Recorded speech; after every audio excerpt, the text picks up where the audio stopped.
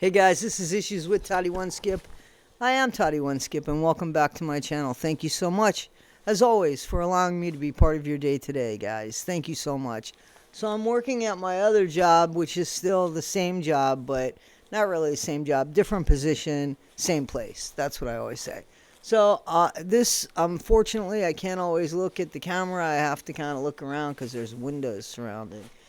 So, yeah. Hang on. Okay, so guys, see, windows around and somebody just waving to me. Anyway, guys, it has been a very busy week on YouTube, and even with the news and stuff, so much information has come out from the Frankie, the investigation, the diary, the journal came out. So the details of what she did to her kids. I'm talking about Ruby Frankie, who used to run the now defunct YouTube channel called 8 Passengers with her husband Kevin, and they have 6 kids, and 2 of the kids, Ruby and her partner Jodi Hildebrandt, started this group called Connections. Had to do with the raising of children, how parents take distortion away and basically take control over the kids, and unfortunately neglect them so much so that I saw the pictures. If you've seen pictures of what happened at a time when Jewish people were put into those wonderful camps, that's what this kid looked like. And there was evidence and photos of everything that was done. There was the ropes that were held to tie the kids. There was the cayenne pepper and the honey, whatever that fix-it was that they would put on the wounds. Here's the thing. When they took the bandages off, when the police took the bandages off, there was infection that you could smell from a room away. There was slow, calculated torture on these children. And so much so that when they reached the 11-year-old girl that was found inside after they pulled Jodi out, who kept talking about her rights. See, that's what pisses me off. If you think you have rights, then you know that other people have rights, even children. I don't get it. I don't get it. And they take Jodi and they put her in the police car, and she's not please, but God forbid, she's uncomfortable because she's hurt her shoulder. In the meantime, these kids are like sticks, broken-spirited. Their spirit is gone. Their belief in people are gone. The kid couldn't even talk to the police, and the boy who ran for help, kept saying it was his fault. And these women, this is the thing, these women that were charged with the crime are getting up from 1 to 30 years in prison for each count. There's 4 counts. We don't know how long they're getting because in that state, in Utah, it's up to paroles and pardons to decide what we're going to do with you there. There's no other state like it from my understanding. So all the judge could do is tell them they're guilty of that crime, and this is what the sentencing is from this time to this time, and it's up to them later to decide. That's kind of weird, right? Because when you see the journal that Ruby Frankie, the actual biological mom of these kids that were being tortured,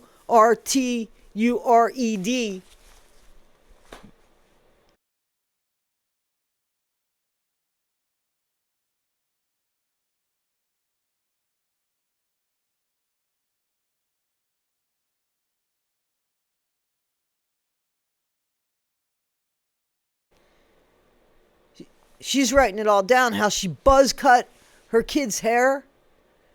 The daughter, she broke their spirit. Not just physically did she harm these kids, she broke their spirit. And I put so much emphasis on that because when we're alone, when we feel like there's nothing, it is our spirit that keeps us going.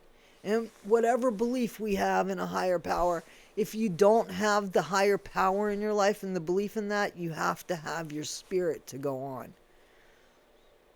So that is more than offensive, and to me, much more criminal. So let's watch some of this stuff. One thing I will say, in these new release videos, you can see the moments where police and first responders first step into the home where they end up finding the little girl. Step out of the house. No, I'm not going to step out of the house. Step out of the house. Step out of the house. Whoa, whoa, whoa, whoa, whoa. We're just going to see anybody else. Is there anybody else home? Wait a minute, how do you come to my house? Right there. Look, they going into my house. Is there anybody else in the house? Yes. 2 kids? There's a little girl. Just one? She's right over here. Okay. How old is she? She'll be 10 next week. Okay. According to the time on the body camera footage, they discovered the child in a closet about 7 minutes after they had made their way into the home. This is the moment they found the little girl. You come in, my buddy. I'm a police officer. Are you going for the union here? Hey, you okay? Is this just you in here? I'm Sergeant Tobler. What's your name? A few minutes pass by, and Sergeant Tobler sits down with the girl, trying to speak with her. Sit down.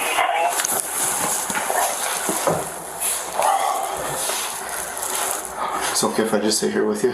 We don't have to say anything. If you don't want to.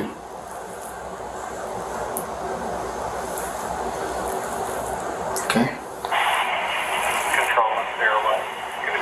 I'll just sit here with you. What looks to be a few hours later, according to the time on the body cam footage, the little girl is still in the closet. The Santa Clara Ivans Fire Rescue Team is even attempting to talk with the girl, but nothing. You don't want to talk? Okay. There's nothing at all you want to talk about at all? It's okay to talk to me. This situation left several first responders feeling very emotional. You got pictures? I'll take more. If you want me to, just let them do.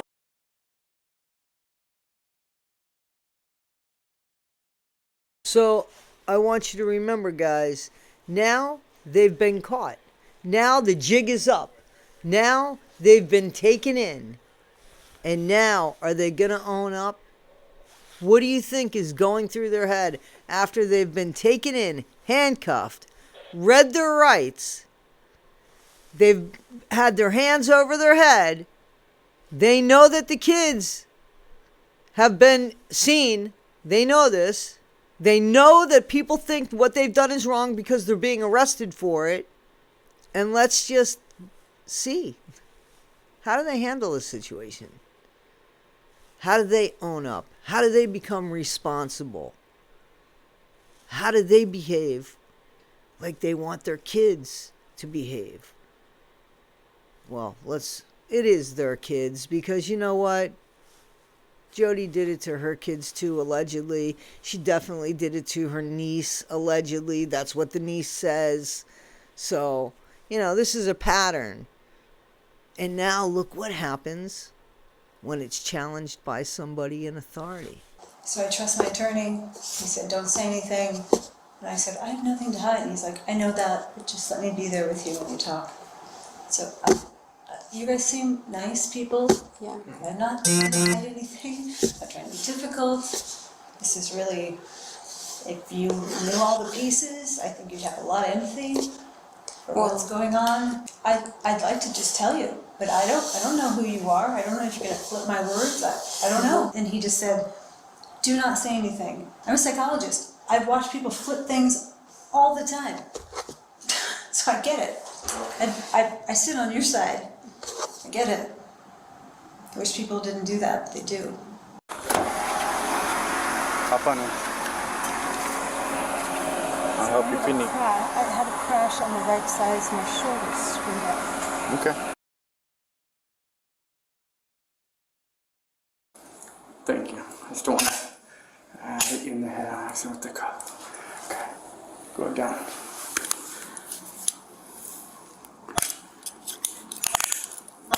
Grace, you want to let you know what criminal charge is for, so you're under arrest. It's going to be 2 counts, second-degree felony of child abuse or neglect, okay? Do you understand that or no? Are you okay? I'm wondering if there's like a medical clearance that needs to, like, do you need medical attention before you go to the jail? No. Okay. For the malnourishment, you guys are in direct custody of those kids. Okay, do you have any questions for me at this time? No questions? Okay, you can hop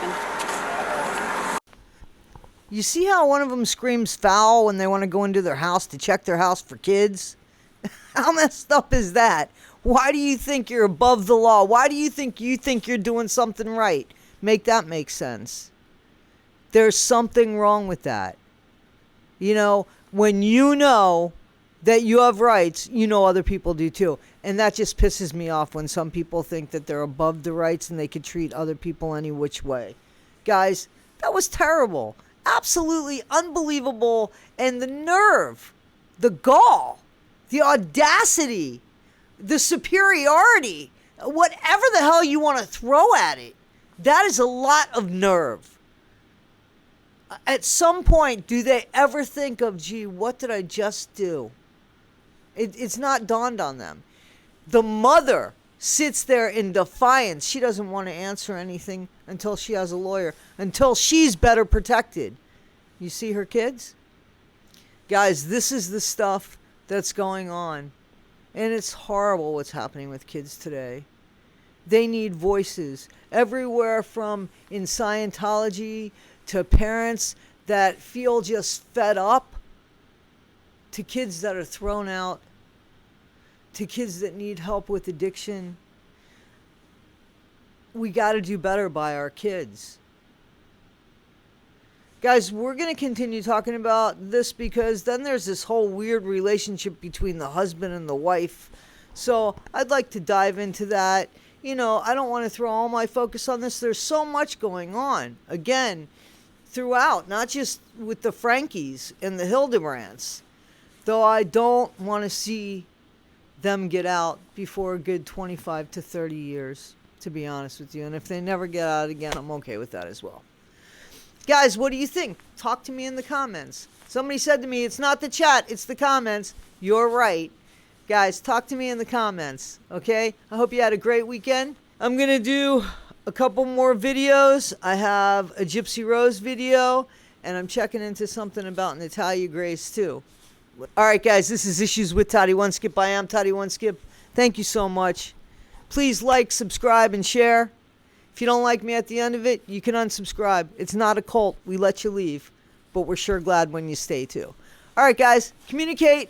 Be better today than you were yesterday, but not half as good as you're going to be tomorrow. And always, just be you.